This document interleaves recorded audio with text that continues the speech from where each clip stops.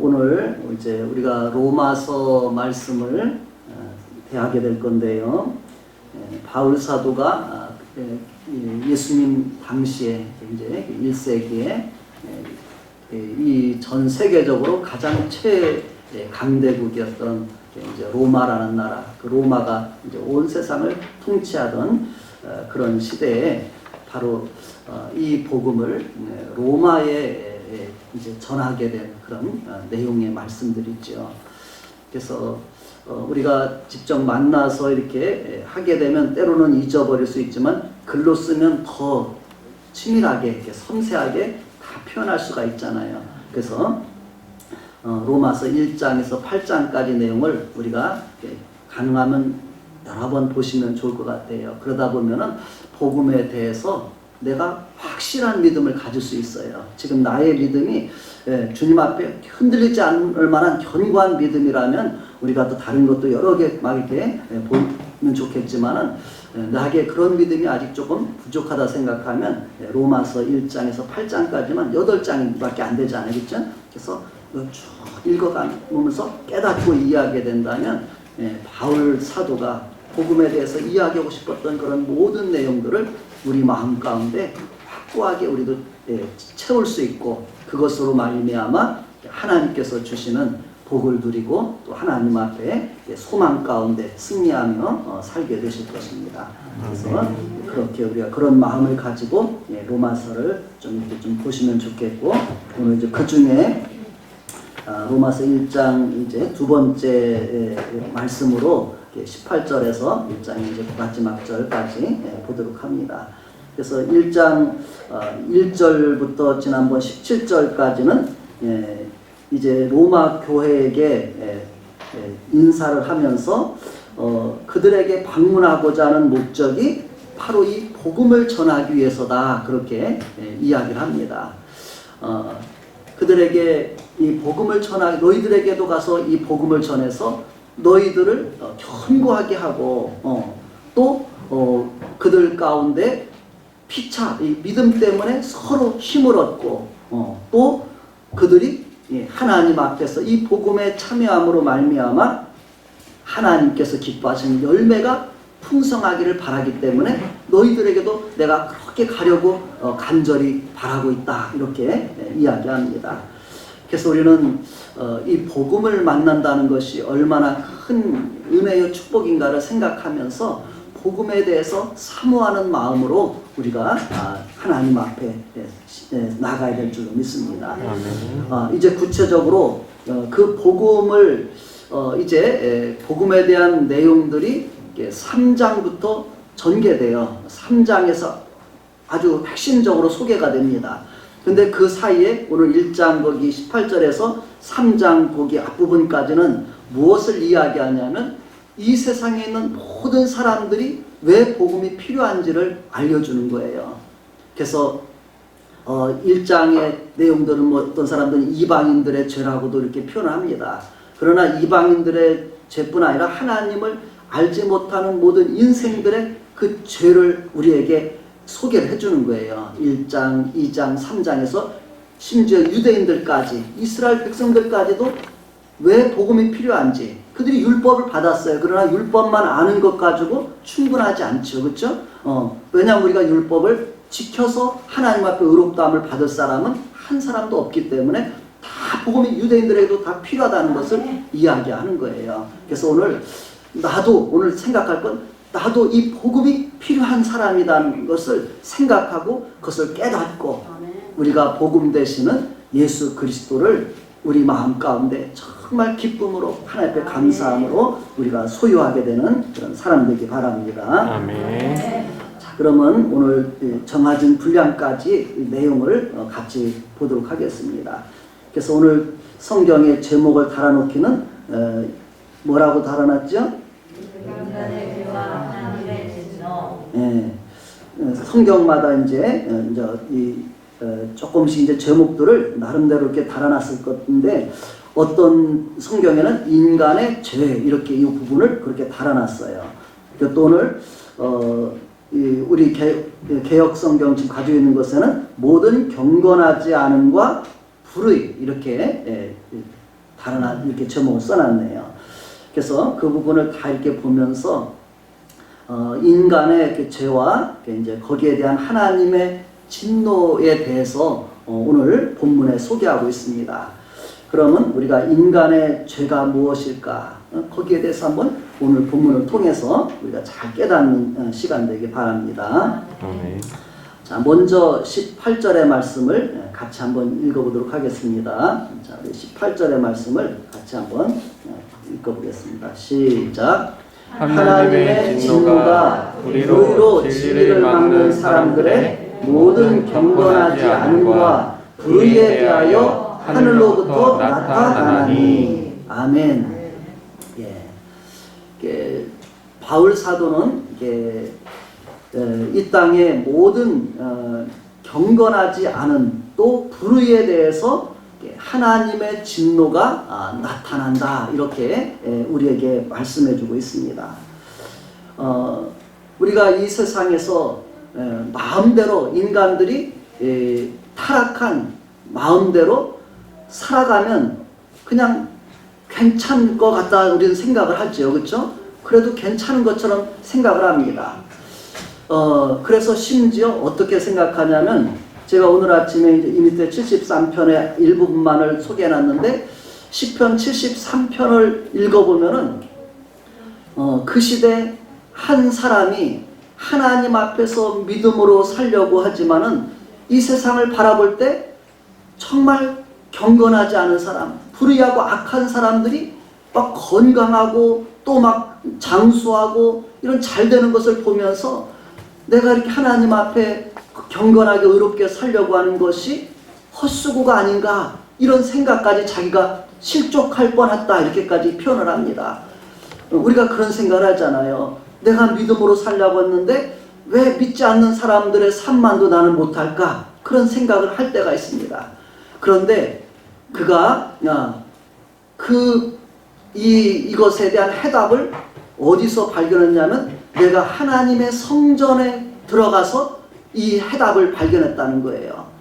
거기서 말하기를 하나님은 이 세상에 그 하나님을 믿지 않고 잘 되는 것 같이 보이는 그런 모든 사람들의 죄된 삶에 대해서 방관하는 것이 아니라 그들을 미끄러운 곳에 두셨다. 그들의 삶이 지금 미끄러운 곳에 있다는 거예요. 그래서 곧 그들은 그 인생에서 미끄러지고 실족하고 멸망의 길로 떨어진다는 걸 발견한 거예요.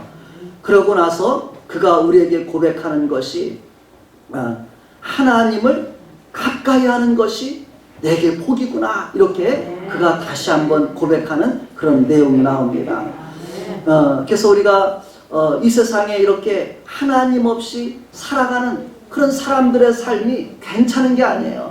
그들은 결국은 하나님 앞에 실족하여서 멸망길에 떨어진다는 것을 우리가 분명하게 알 필요가 있습니다. 그래서 오늘 성경에는 그런 사람들에 대해서 하나님의 진노가 나타난다 이렇게 표현하고 있죠.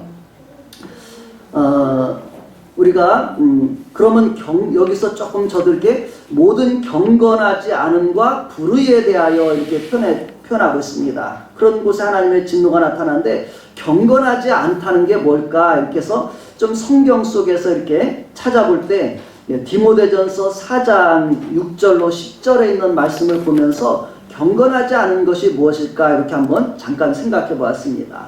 한번 디모데전서 4장 거기 6절로 10절에 있는 말씀을 한번 우리 같이 한번 읽어보도록 하겠습니다. 자, 앞에 스크린으로 띄워졌으니까 여기서부터 한번 같이 읽어봅시다. 시작. 내가 이것으로 형제를 깨우치면 그리스도 예수의 좋은 일꾼이 되어 믿음의 말씀과 내가 따르는 좋은 교훈으로 양육을 받으리라. 망령되고 허탄한 시발을 버리고 경건에 이르도록 내 자신을 연단하라.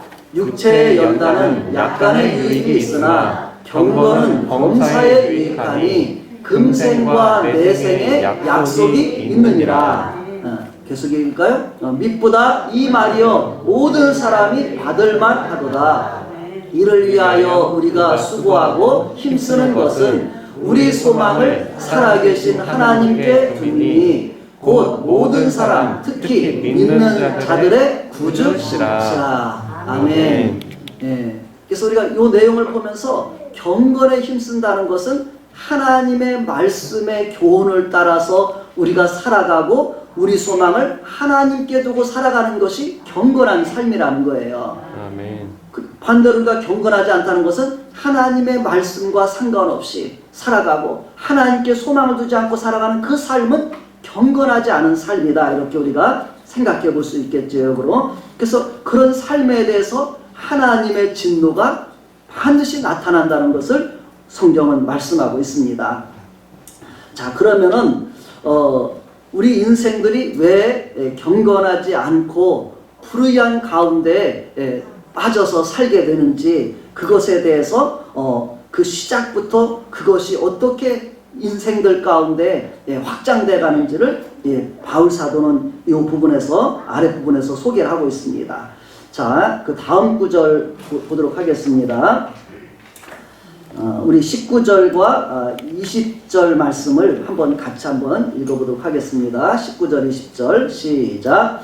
이는 하나님을 알만한 것이 그들 속에 보임이라. 하나님께서 이를 그들에게 보이셨느니라. 창세로부터 그의 보이지 아니하는 것들 곧 그의 영원하신 능력과 신성이 그가 만드신 만물에 분명히 보여 알려졌나니 그러므로 그들이 핑계하지 못할지니라. 아멘.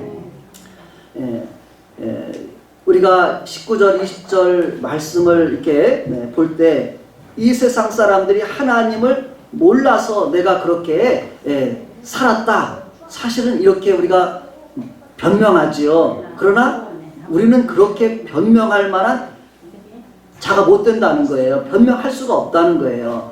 왜 그러냐면 하나님은 이 세상에 있는 모든 사람들에게 하나님을 알만한 것이 그들 속에 있다는 거예요.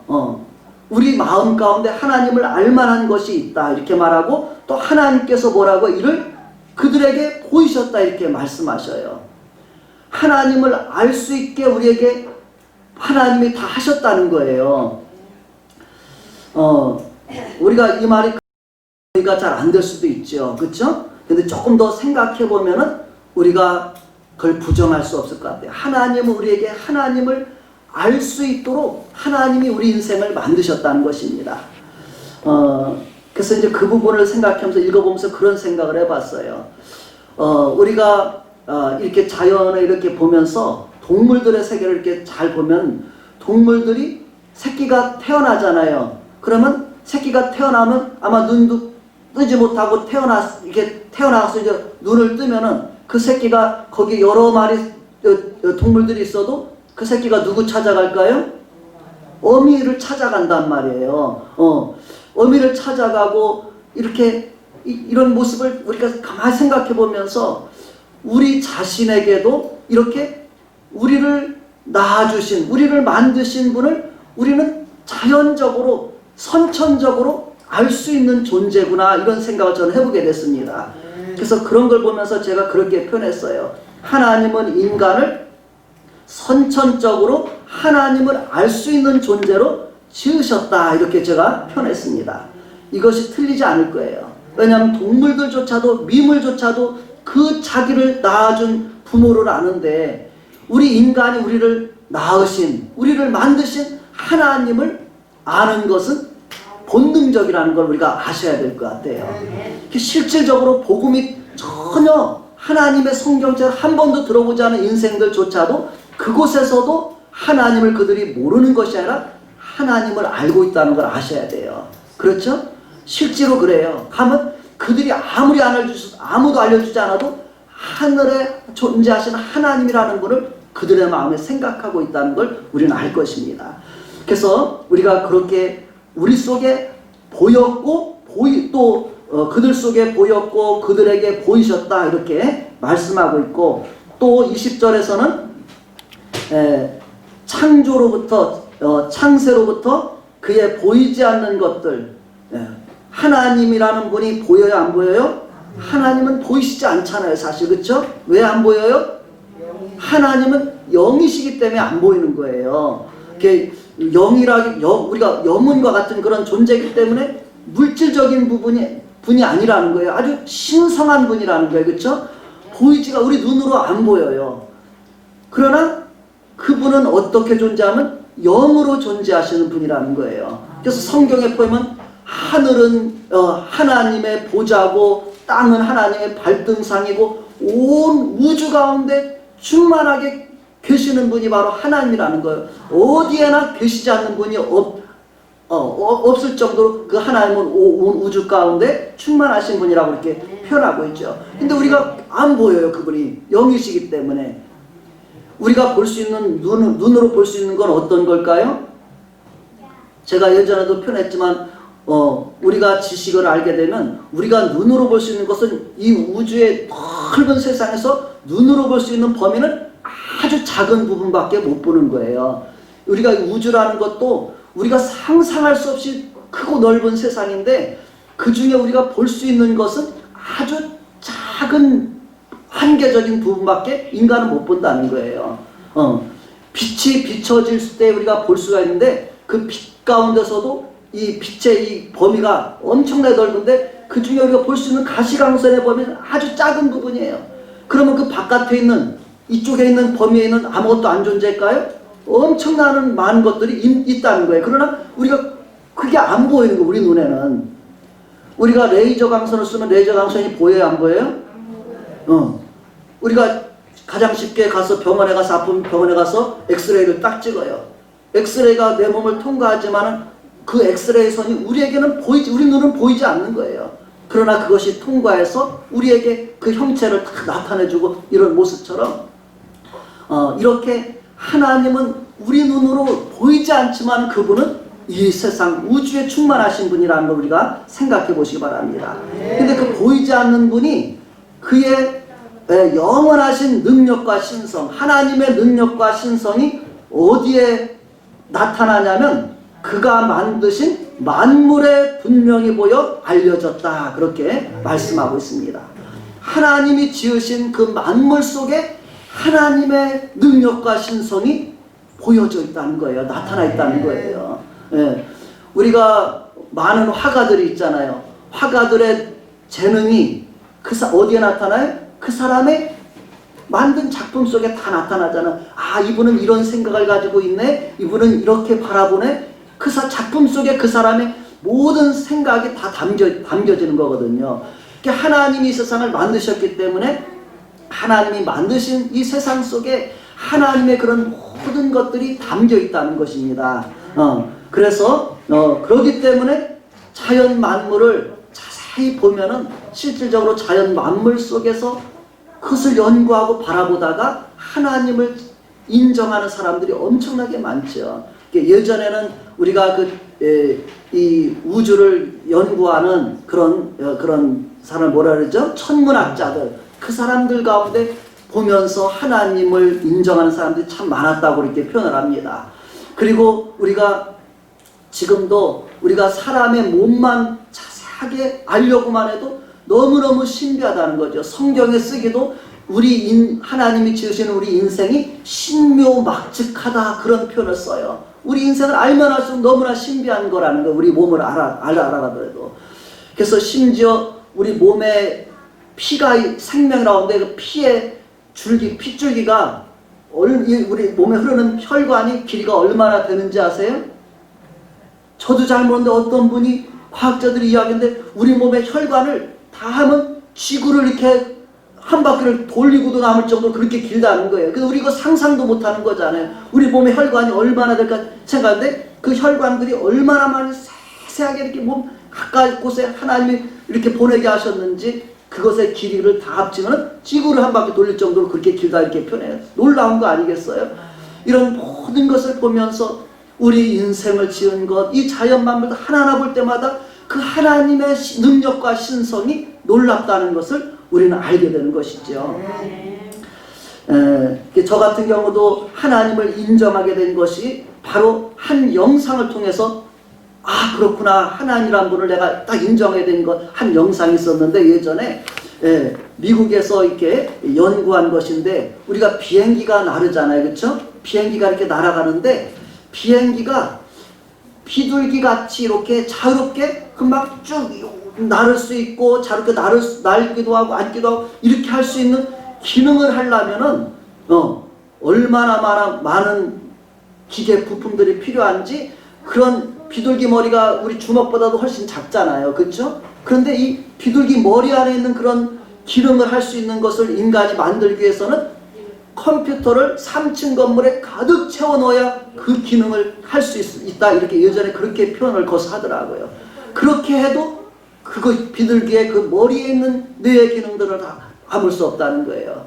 인간이 막 우주를 가고 엄청난 과학 문명이 발달하지만은 인간의 그런 것은 하나님이 만드신 작은 미물의 그 어느 일정 부분도 안 된다는 사실을 우리가 알아야 돼요. 그렇지 않으면 인간들은 그런 걸 모르면 얼마나 교만할까요? 인간이 무엇을 했다 이렇게 하지만은 인간이 아는 것이라는 것, 작은 부분이라는 것을 우리가 생각을 해야 될 것입니다. 그러면서 제가 그 부분을 보면서 이 비둘기 머리만한 것도 인간이 만들 수 없는 그런 존재구나. 우주를 막 탐사하지만 아무것도 아니구나. 그렇게 생각하면서 제가 창세기를 그때 처음 공부하고 그러면서 마음 가운데 하나님을 인정하게 되는 그런 마음을 얻게 되었습니다. 자, 이렇게 하나님은 인간을 이렇게 선천적으로 알 수 있는 존재로 지으셨고 자연 만물을 보면서도 하나님을 알 수 있게 하셨다는 사실입니다. 자, 그럼 우리는 하나님을 이제는 내가 하나님을 나는 없어요. 하나님 몰라요. 이렇게 우리는 뭐예요? 그들이 핑계할 수 있어 없어요? 핑계할 수 없다는 거예요. 아무도 핑계하지 못하게 하나님은 하셨다, 이렇게 말씀하고 있습니다. 자, 그러면은 이렇게 우리가 하나님 우리 인간들을 이렇게 만드셨는데 우리 인생이 어떻게 살아야 될 것인데 우리가 그런 부분을 생각해 보면서 21절부터 23절을 봅시다. 인간은 그런 하나님을 앞에서 어떻게 살아야 될 존재인가를 생각해 봅니다. 자, 21절부터 23절 시작. 하나님을 알되 하나님을 영화롭게도 아니하며 감사하지도 아니하고 오히려 그 생각이 허망하여지며 미련한 마음이 어두워졌나니 스스로 지혜 있다 하나 어리석게 되어 썩어지지 아니하는 하나님의 영광을 썩어질 사람과 새와 짐승과 기어다니는 동물 모양의 우상으로 바꾸었느니라. 이 말씀을 잘 보세요. 이렇게 하나님을 우리에게 알도록 하나님은 우리를 만들어 주셨는데 우리의 인생들이 그러면 어디서부터 잘못되어 가는지, 어디서부터 인간이 타락하고 죄로 인해서 멸망의 길을 가는지를 오늘 이 부분에서 21절에서 그 해답을 소개합니다. 자, 21절에 뭐라고 말하냐면 하나님을 우리에게 알만한 것을 또 알 수 있게 하셨는데 하나님을 알되 하나님을 영화롭게도 아니하고 감사하지 않는 것에서부터 죄가 시작된다는 거예요. 어디서부터 죄가 시작된다고요? 하나님을 영화롭게 하지 않고 감사하지 않는 데서. 이 말은 역으로 하면 우리 인생들은 하나님을 영화롭게 하고 하나님 앞에 감사하며 살아야 마땅한 존재라는 거예요. 그 말은 반대로 말하면. 그래서 창세기 1장 처음 하나님이 세상을 창조하실 때 그 이야기 보면 하나님이 6일 동안 창조하시고 7일 안식할 때 한 날 한 날 창조하실 때마다 뭐라 했냐면 그 끝에 하나님이 보시기에 좋았더라 이렇게 말씀하신다는 거예요. 그게 뭐냐면 하나님의 기쁨 또는 하나님의 영광이라고 표현하는 거예요. 우리 이 세상의 모든 만물은 하나님 앞에 영광을 돌리는 하나님을 영화롭게 하는 존재라는 거예요. 그렇게 하는 것이 마땅하고 그 하나님 앞에 감사하는 것이 마땅한 삶이라는 거예요. 근데 우리 인생이 이렇게 하나님 앞에 감사하고 하나님을 영화롭게 하지 아니하게 되면 어떤 삶이 될까요? 바로 어떤 생각이 드냐면 21절 하반절에처럼 그 생각이 허망해지며 미련한 마음이 어두워지게 된다 이렇게 말합니다. 하나님을 영화롭게 하고 감사하지 않는 인간은 어떤 존재가 되냐면 그 생각이 허망해진다는 거예요. 우리가 허망해진다는 말이 무슨 뜻인 줄은 다 이해하시겠죠, 그렇죠? 우리가 인생을 열심히 살아가지만 하나님 없이 사는 사람들이 어느 날 고백하는, 느끼는 감정이 바로 그런 거예요. 내가 이렇게 열심히 인생을 살고 살지만 열심히 산다고 인생이 그렇게 이 세상에서 다 행복이 쥐어져요? 아니잖아요. 그렇게 사는데도 힘들고 어렵고 절망적이고 이런 사람 상황 속에서 인생의 그 허망함을 느끼는 그런 모습이 우리의 인생들입니다. 하나님 사는 인생들의 모습인 것입니다. 이렇게 인생들의 생각이 허망해지고 미련한 마음이 어두워지게 된다, 이렇게 이야기합니다. 그리고 더 나아가서 그렇게 하나님을 이제 하나님 앞에서 멀어져가는 인생의 마음은 어떻게 돼요? 22절 23절에 뭐라고 말해요? 스스로 지혜 있다 하나 어리석게 되어 썩어지지 않은 하나님의 영광을 썩어질 사람과 새와 짐승과 기어다니는 동물 모양의 우상으로 바꿨다. 네. 인간이 어떻게 타락하는지를 잘 보여주죠. 창세기에서 아담과 하와가 하나님의 말씀에 불순종하고 마귀에게 속아서 범죄한 다음에 바로 이런 모습인 거예요. 그 이후로 인생들은 이렇게 스스로 지혜 있다고 하지만 어리석은 자가 되었고, 또 하나님을 대신에 이런 동물들을, 사람을 우상으로 섬기는 존재로 바뀌었다는 것입니다. 이해가 되시죠? 네.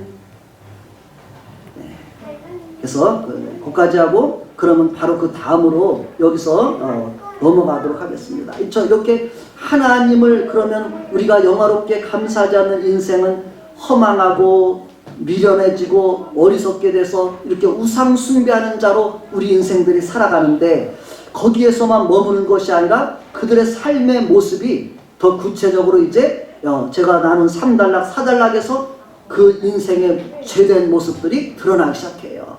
그런 하나님을 섬기지 않는 것에서 끝나는 것이 아니라 얼마나 인간들의 그런 어리석음과 우상 숭배에 대해서 또 타락한 모습으로 나가는지를 보여줍니다. 자, 세 번째 단락 24절부터 27절 봅시다. 이제 또 인간은 어디에까지 떨어지게 되는지를 봅시다. 24절부터 27절까지 시작. 그러므로 하나님께서 그들을 마음의 정욕대로 더러움에 내버려 두사 그들의 몸을 서로 욕되게 하게 하셨으니, 이는 그들이 하나님의 진리를 거짓 것으로 바꾸어 피조물을 조물주보다 더 경배하고 섬깁니다. 주는 곧 영원히 찬송할 이시로다. 아멘.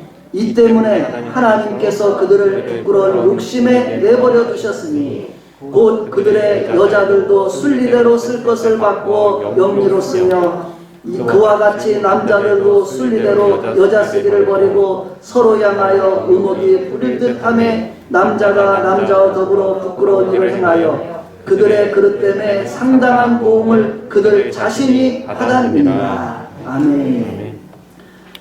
인간의 죄로 인해서 어두워진 그 모습, 타락한 삶의 모습들을 우리에게 보여줍니다. 그들이 하나님을 대신에 이렇게 스스로 지혜 있다고 하면서 어리석은 모습으로 우상 숭배하며 그들의 삶의 모습은 하나님께서 그런 삶을 그들의 마음의 정욕대로 내버려 두실 때 어떤 모습이 나타나냐면, 그들은 25절에 하나님의 진리를 거짓 것으로 바꾸어서 피조물을 조물주보다 하나님보다 더 경배하고 섬기는 삶을 산다고 말하죠. 이 세상의 삶의 모습 보면 우리가 다 이미 보면서 살아오면서 다 보신 모습들일 거예요. 사람들의 모습이 이렇게 하나님 대신에 이렇게 피조물들을 경배하고 섬기는 그런 우상숭배의 모습들을 우리가 볼 수 있고, 그리고 26절에 또 하나님께서 그들을 부끄러운 욕심에 내버려 두셨다, 이렇게 말합니다. 그들의 부끄러운 욕심이라고 말하고 있어요. 부끄러운 욕심, 그러니까 결국은 여자들도 순리대로 쓸 것을 영리로 쓰며, 남자들도 여자 쓰기를 버리고 순리대로 쓰기를 버리고 음욕이 부릴 듯해서 남자가 남자더러 부끄러운 일을 행하여 그들의 그릇 때문에 상당한 보응을 받게 된다, 이렇게 말씀하고 있습니다. 결국 이처럼 제가 요약해 놓은 것처럼 세 번째 단락의 것처럼 죄는 인간의 마음에 더럽고 부끄러운 욕심을 내게 한다는 것입니다. 그리고 어떻게 돼요? 나가서는 남녀가 부도덕한 성욕으로 자신에게 보응을 받게 된다. 이렇게 말씀하고 있습니다.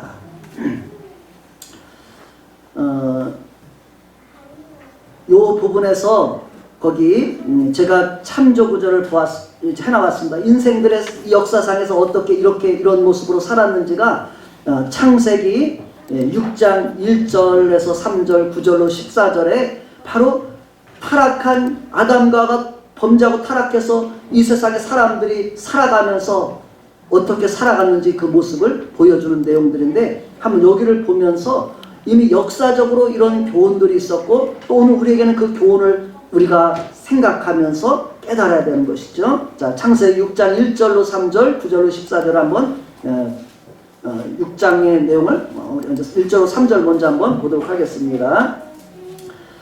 자, 한번 같이 읽어봅시다. 처음 이제 이 세상에 어떻게 죄가 시작되는지 그 이야기도 같이 보는 거예요. 같이 한번 읽어볼까요? 시작. 사람이 땅 위에 번성하기 시작할 때에 그들에게서 딸들이 나니 하나님의 아들들이 사람의 딸들의 아름다움을 보고 자기들이 좋아하는 모든 여자를 아내로 삼는지라. 여호와께서 이르시되 나의 영이 영원히 사람과 함께하지 아니하리니 이는 그들이 육신이 됨이라. 그러나 그들의 날은 120년이 되리라 하시니라. 여기서 멈추고 앞에 보니까 여기 보면 이제 사람들이 이 세상에 번성해 가면서 2절에 봅시다. 하나님의 아들들이 이렇게 나오지요. 여기서 하나님의 아들들과 사람의 딸들이라고 나옵니다. 그래서 아담과 하와가 범죄한 이후에 가인과 아벨이 있었죠. 그렇죠? 근데 가인이 하나님 앞에서 악을 행했어요.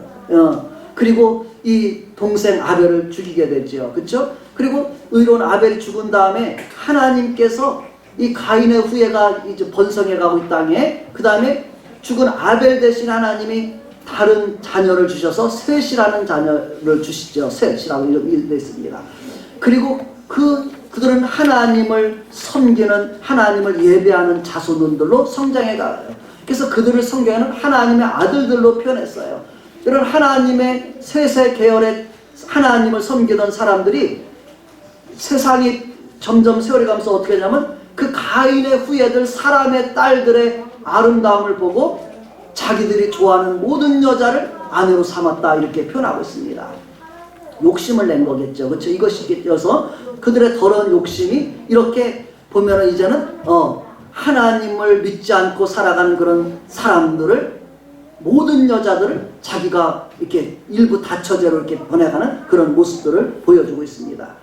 자, 그러면 또 9절로 14절을 봅시다. 하나님은 그 모습을 어떻게 바라보시는지를 보시기 바랍니다. 자, 이것 한번 봅시다. 시작. 이것이 노아의 조건이라. 노아는 의인이요 당대 완전한 자라. 그는 하나님과 동행하였으며 세 아들을 낳았으니 셈과 함과 야벳이라. 그때 온 땅이 하나님 앞에 부패하여 포악함이 땅에 가득한지라. 하나님이 보신즉 땅이 부패하였으니 이는 땅에서 모든 혈육 있는 자의 행위가 부패함이었더라. 하나님이 노아에게 이르시되 모든 혈육 있는 자의 포악함이 땅에 가득함으로 그 끝날이 내 앞에 이르렀으니 내가 그들을 땅과 함께 멸하리라. 너는 이제 그러고서 하나님이 노아에게 방주를 지으라는 이제 명령을 내리시죠. 이 말씀을 여기서 보면서 바로 이 말씀 그대로 그들이 이렇게 더러운 욕심을 내어 가지고서 이제 그들 가운데 이렇게 온 세상에 혈육 있는 자들이 다 포악하고 하나님 앞에 죄가 가득하게 되었다, 그렇게 이야기합니다. 결국은 이렇게 하나님은 이런 처음 지은 세상의 사람들의 죄악이 가득할 때 어떻게 했어요? 그들을 홍수를 내려서 다 멸하셨어요. 노아의 홍수의 심판을 의미하는 것이죠.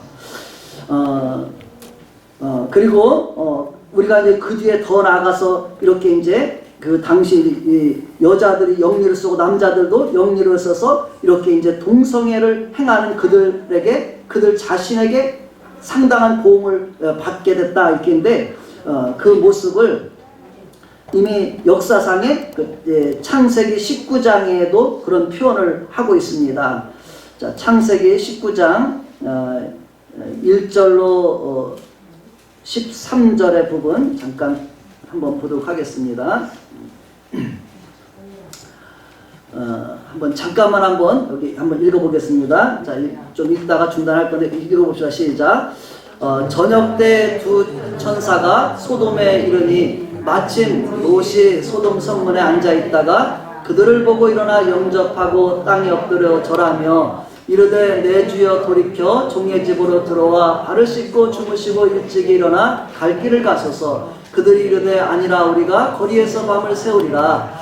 롯이 간청하며 그제서야 돌이켜 그 집으로 들어오는지라. 롯이 그들을 위하여 식탁을 베풀고 무교병을 구우니 그들이 먹으니라.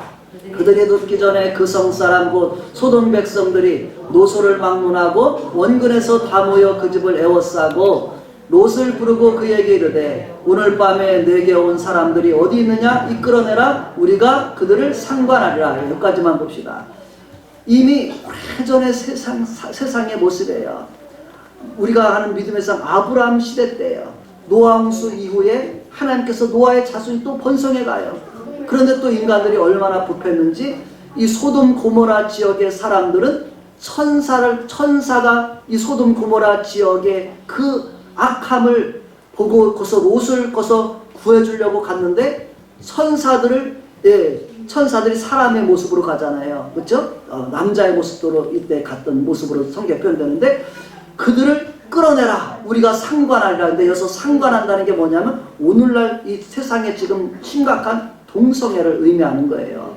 그들을 갖다가 동성애를 하겠다는 거예요. 그래서 하나님께서 어떻게 했냐면 그곳에 소돔 고모라 지역에 있는 사람들에게서 롯을 이끌어내고 그곳에 하늘로부터 유황불을 내려서 그 소돔 고모라 성이 다 제거되게 하는 멸하신 그 사건을 우리에게 표현해주고 있습니다.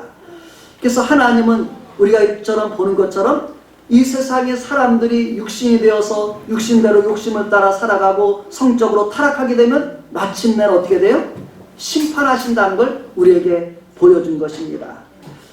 예수님께서도 동일하게 마지막 때에 이렇게 이 세상 끝날에 죄악이 가득할 때 이 세상을 하나님은 불로써 심판하겠다고 말씀해 주셨죠. 아멘.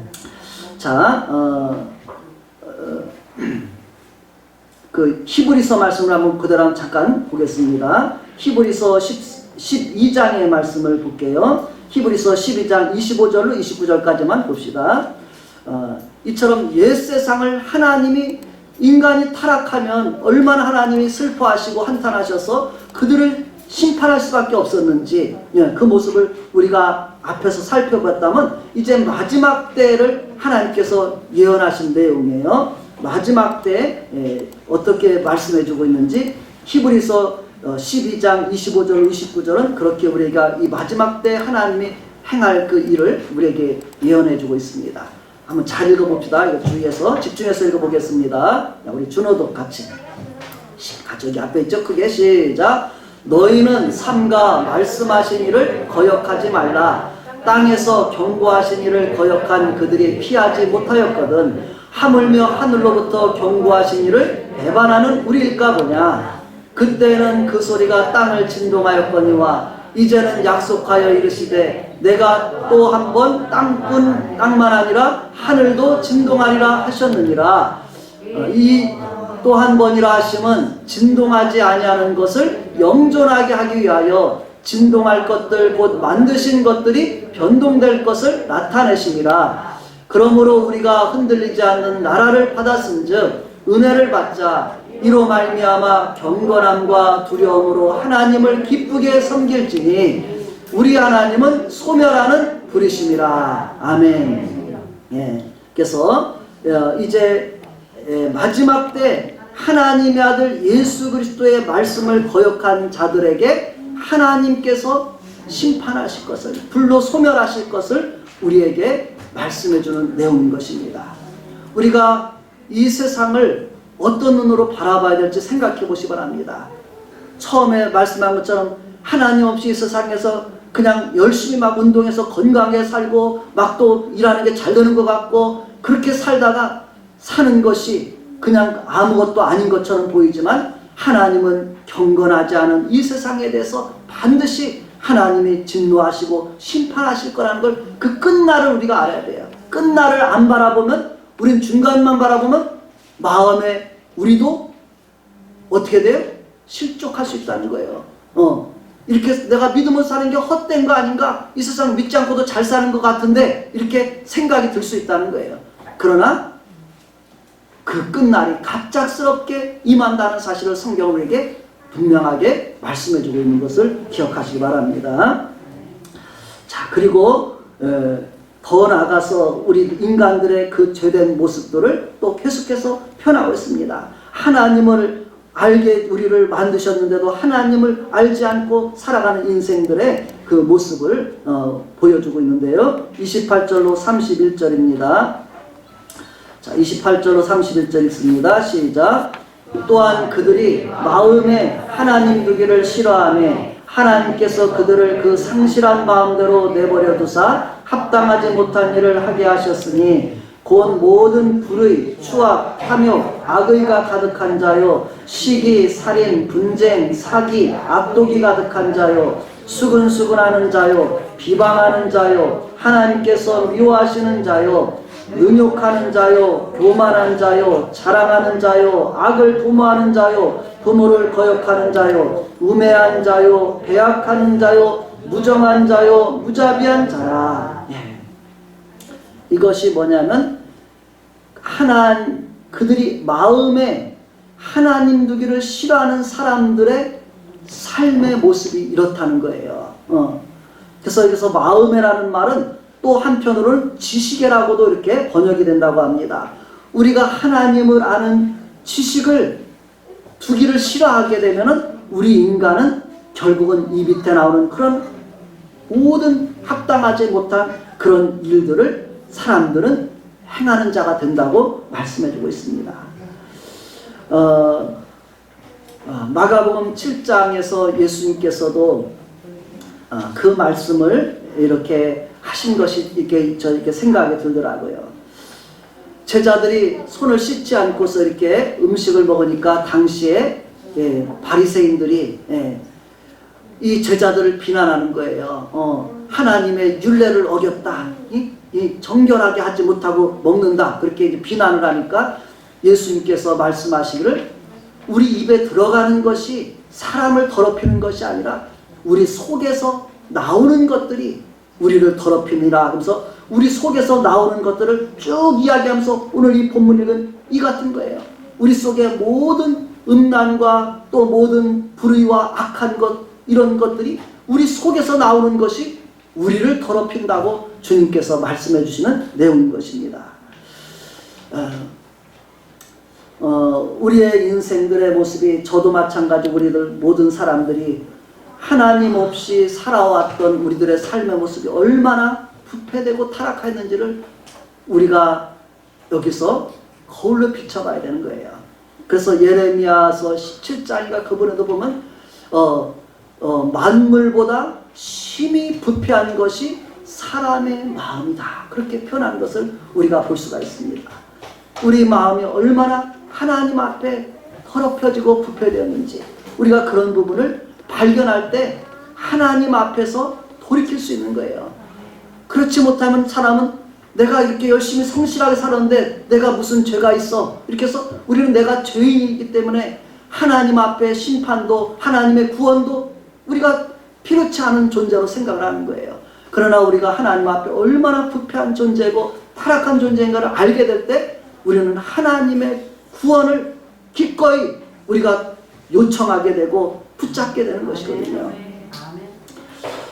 그래서 오늘 이 쭉 읽은 말씀들 보면서 하나님 없이 살아왔던 우리들의 삶의 모습이 이처럼 하나님 앞에 영화롭게 감사하지 않는 우리 마음이 얼마나 어리석은 마음이고 또 하나님 앞에 우상 숭배하고 또 모든 그런 더러운 욕심, 부끄러운 욕심, 또 모든 합당하지 못한 일들을 해오는 우리 자신인가, 또 이 세상의 사람들의 모습인가, 우리가 깨닫고 그렇게 바라볼 수 있기를 바랍니다.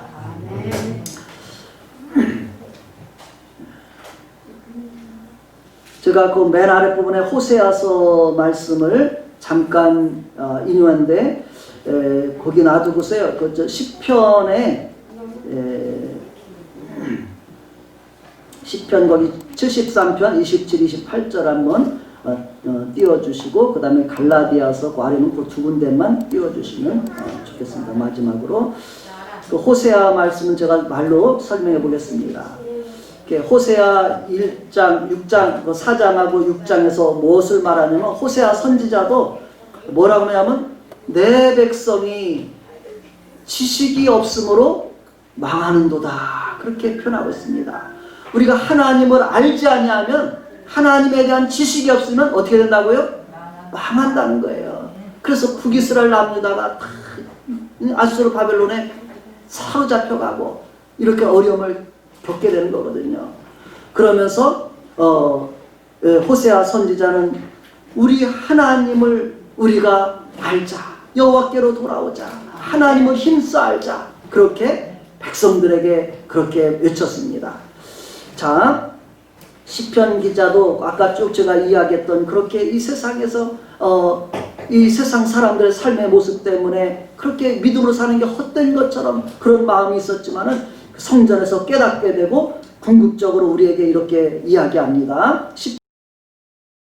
73편 27, 28절 말씀을 우리가 마음에 잘 새기면 좋을 것 같습니다. 한번 같이 읽어봅시다. 시작. 무릇 주를 멀리하는 자는 망하리니 음녀같이 주를 떠난 자를 주께서 다 멸하셨나이다. 하나님께 가까이함이 내게 복이라. 내가 주 여호와를 나의 피난처로 삼아 주의 모든 행적을 전파하리이다. 아멘. 한 번 더 27, 28절 읽읍시다. 마음에 우리의 골수까지 탁 새겨놓으시기 바랍니다. 시작. 무릇 주를 멀리하는 자는 망하리니 음녀같이 주를 떠난 자를 주께서 다 멸하셨나이다.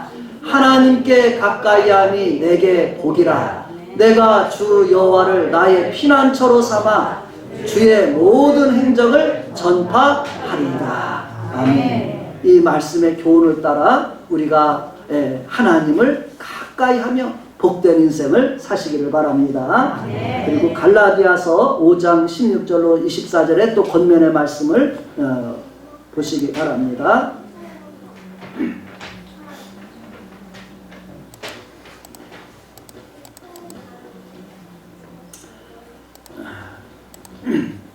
갈라디아서 말씀도 봅시다. 갈라디아 교회들에게 이렇게 바울사도는 살으라고 권면합니다. 시작. 내가 이르노니 너희는 성령을 따라 행하라. 그리하면 육체의 욕심을 이루지 아니하리라.